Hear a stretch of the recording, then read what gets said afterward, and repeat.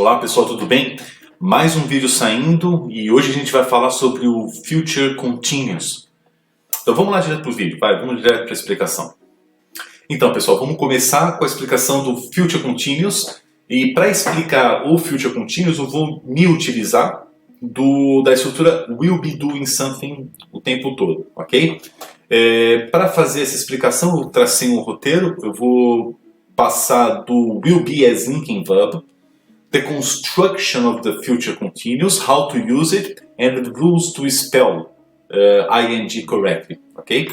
A gente vai reparar que durante a explicação toda a estrutura ela foi tirada com base no past continuous, né? Então, para quem não assistiu, vou colocar o link aqui, tá? Então assiste o vídeo do past continuous e vocês vão ver a grande semelhança que tem com o future continuous.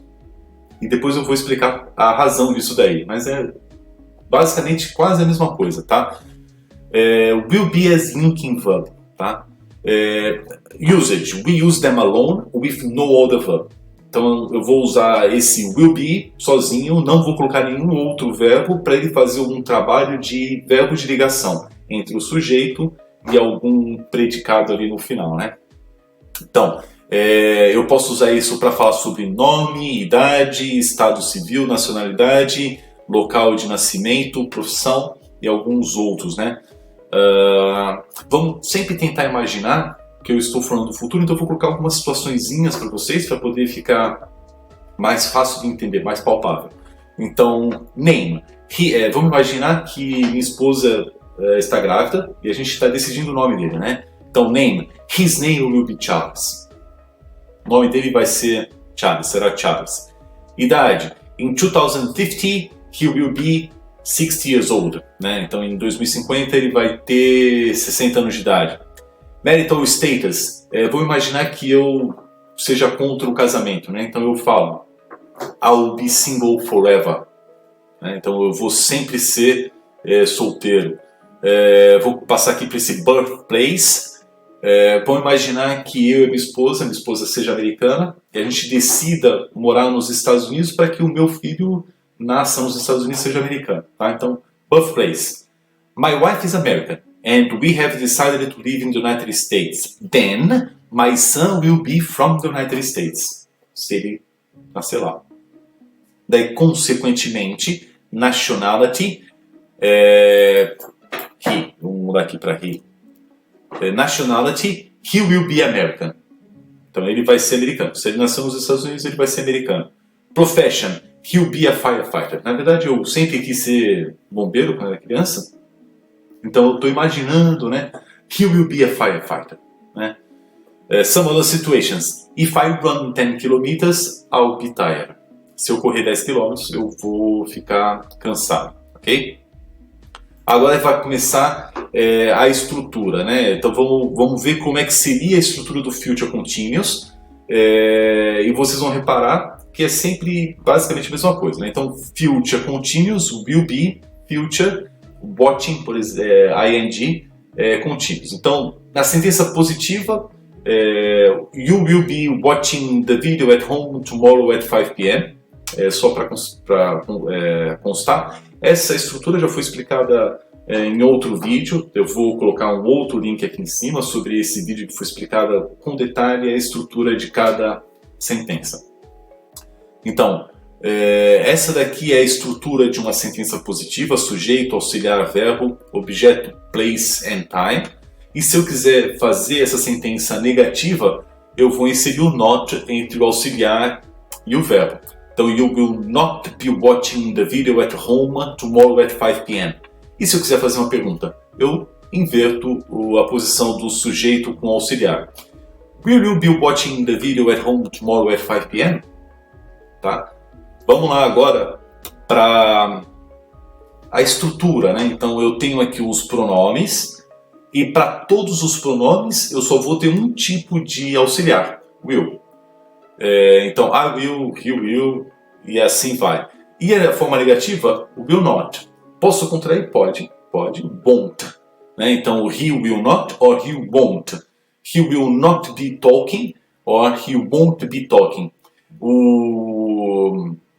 Então essa forma contraída, eu só vou contrair com o will not, né? Não tenho como contrair na forma negativa com o sujeito. E aí o verbo be com o ing, né? Então, I will be talking, I will be watching, I will be running e assim por diante. Então a gente vai começar agora a falar sobre os usos do Future Continuous. Eu falei um pouco antes que o Past Continuous e o Future Continuous são extremamente parecidos, então para mostrar essa semelhança, eu vou começar olhando para a linha do tempo dos dois, fazer a comparação entre eles, né?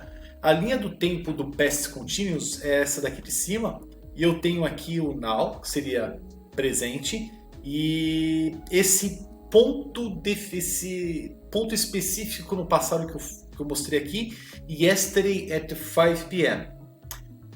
Yesterday at 5 p.m., uma ação estava em progresso, começou antes de 5 p.m. e provavelmente vai continuar depois de 5 p.m. Né? Então a ação ela começa antes desse momento específico e vai para depois. Esse é o Past Continuous. O Future Continuous ele tem o mesmo conceito. A diferença é que esse momento específico vai ser no futuro, né? Então aqui no passado era yesterday at 5 p.m.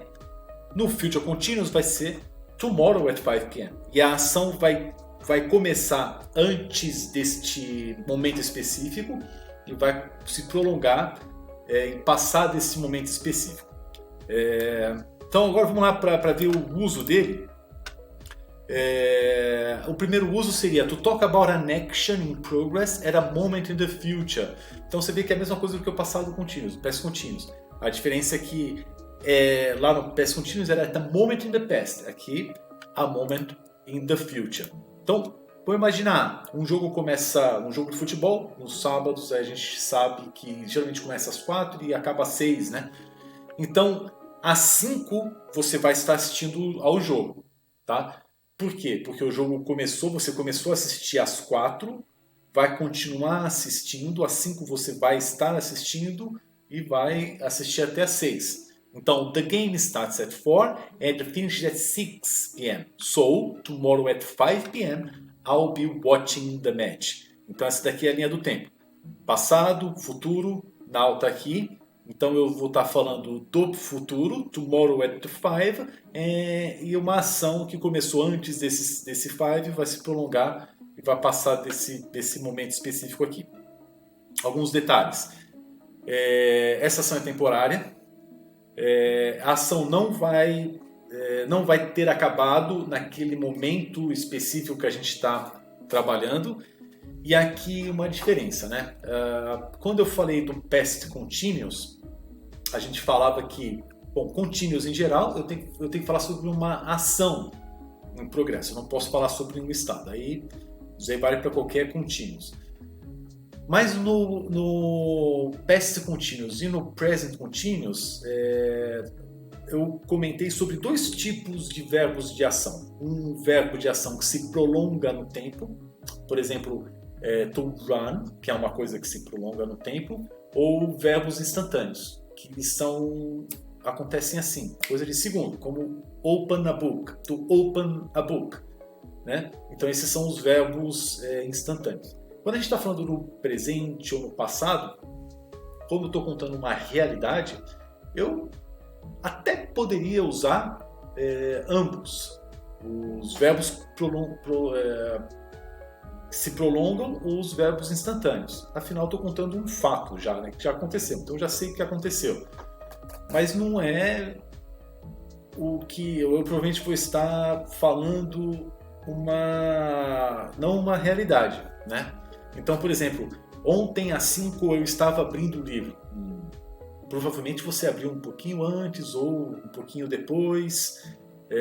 Provavelmente às 5 em ponto você não estava ali abrindo o livro. Mas é possível você falar, tá? O certo seria, eu abri o livro ontem às 5 da tarde. Até porque, quando a gente fala nas ações instantâneas, e eu falo um momento específico, eu estou geralmente falando sobre o momento em que aquela ação começou. Isso aí tanto no passado quanto no futuro. Mas no passado a gente pode até aceitar que você estava abrindo o livro às 5 da tarde ontem, por exemplo. O problema é que no futuro, quando você fala sobre isso, você vai estar caindo no erro do gerundismo, né? Então aqui, o que é o problema do gerundismo? Primeiro, quando eu falo do passado, eu estou contando um fato. Só que quando eu falo do futuro, eu vou falar sobre uma situação que ainda vai acontecer. E geralmente quando a gente fala, por exemplo, às 5 da tarde eu ligarei para você, por exemplo, né?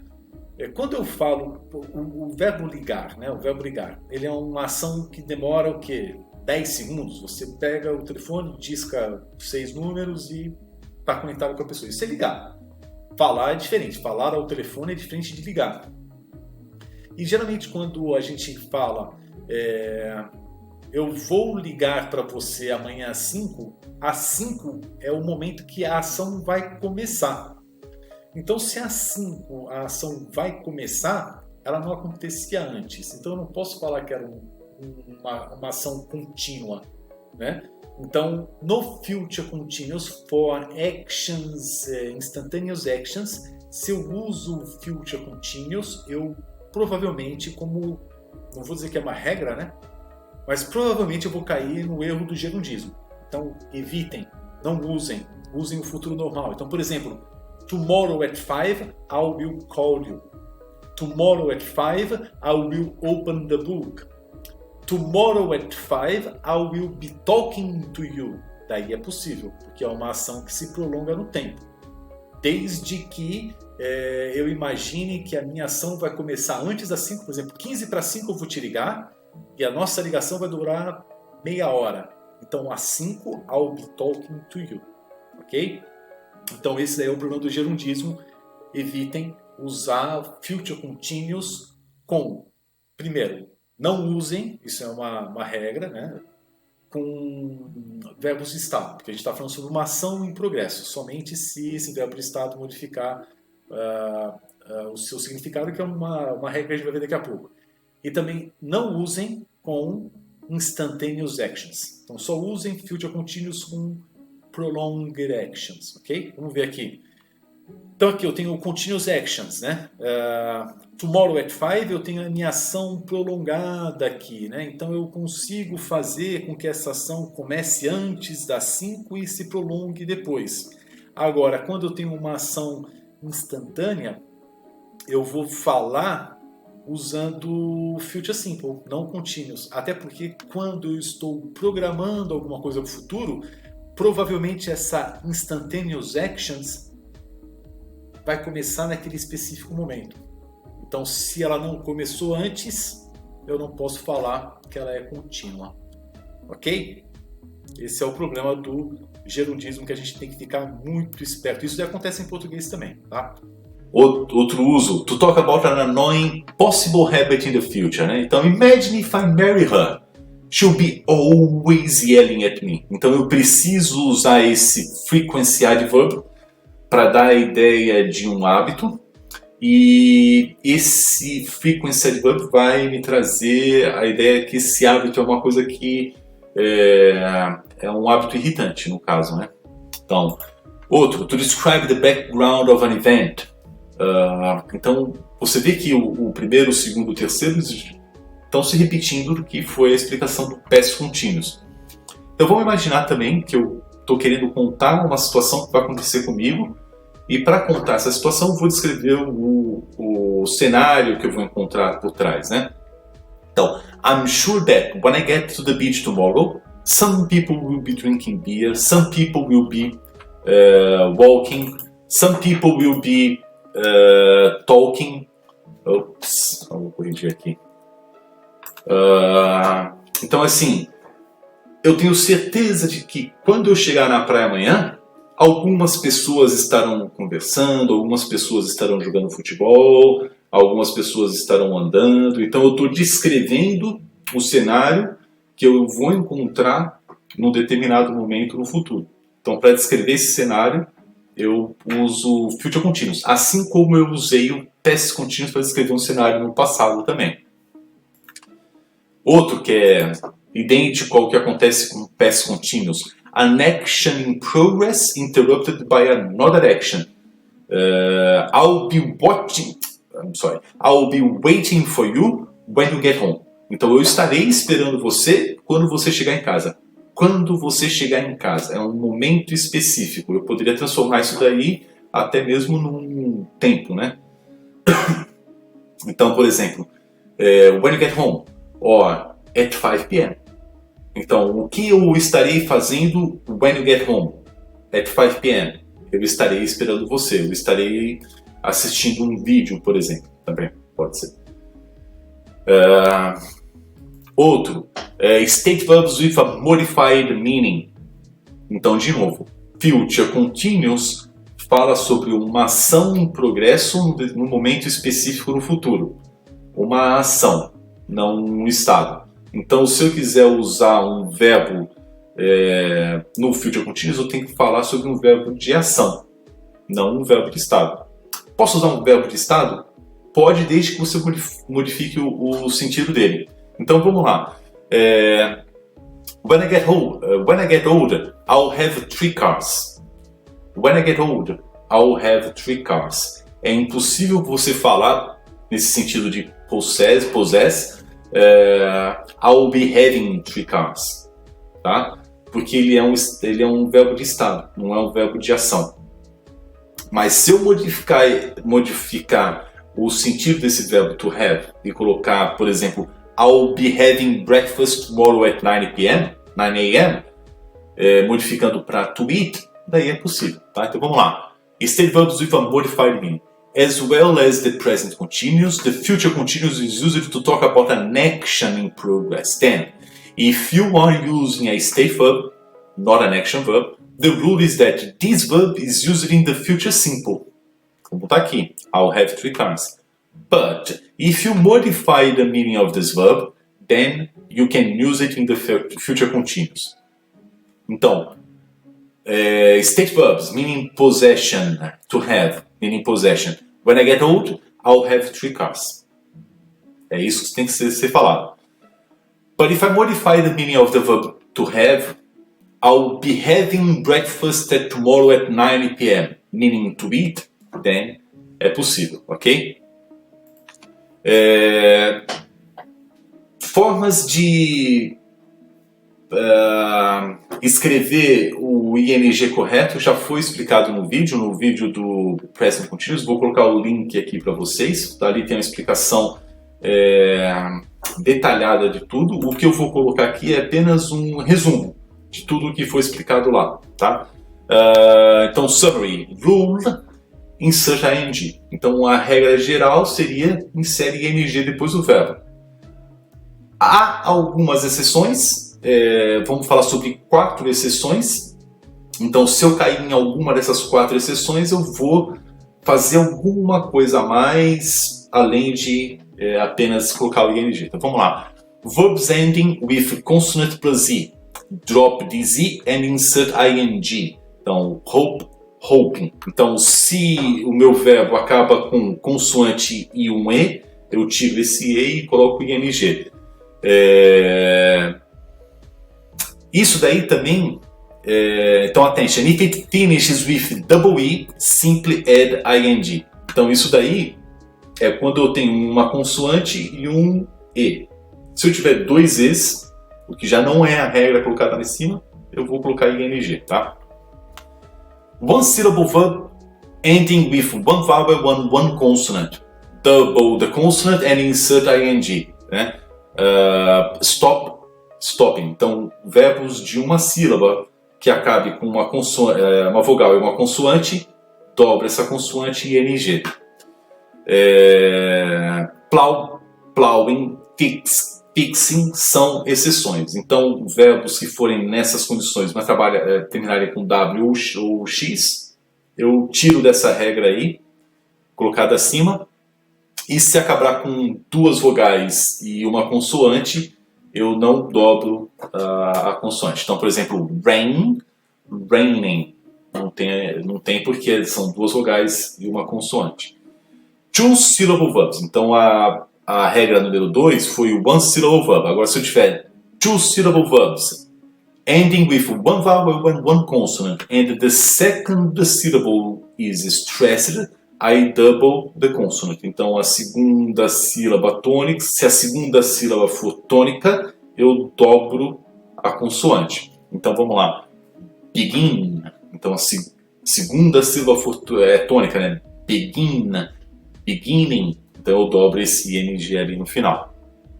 Se a primeira sílaba for a sílaba tônica, eu não dobro a consoante. Então listen. Listening. Como está aqui. Não dobro a consoante.